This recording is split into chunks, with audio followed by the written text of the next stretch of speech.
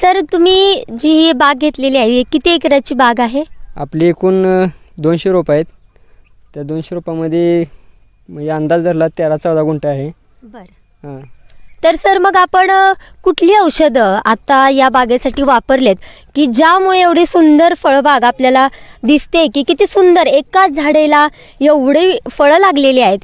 हे एवढं कसं काय? हा रिझल्ट कशामुळे आला? कोणती औषधं वापरली आपण? सुरुवातीला आपण नवक्रांतीचे विविध प्रकारची औषधं वापरली. त्यामध्ये रूट पावडर असेल, टॉप 10 असेल, टॉप गोल्ड असेल, आर.के. अन्नदाता असेल, तेल्या रामबाण असे विविध प्रकारचे औषधं वापरण्यास सुरुवात केली होती. आपल्याला मार्गदर्शन भुसे सर, कवडे सर यांनी केलं होतं.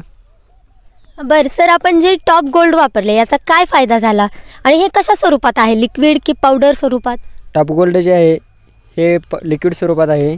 टॉप गोल्ड याने पानाची कॅनोपी आणि फळ साईज, आकार आणि शायनिंग स्वरूपात राहिलेला आहे. आणि बरोबर आहे, शायनिंग तर आपण समोर पाहतोय. यांच्या हातामधला आपण डाळिंब बघतोय, काय शाईन मारते हे डाळिंब. हे किती सुंदर प्रकारे शाईन या टॉप गोल्डने आलेले हे स्वतः आपल्याला उदाहरण आपल्या समोर आहे.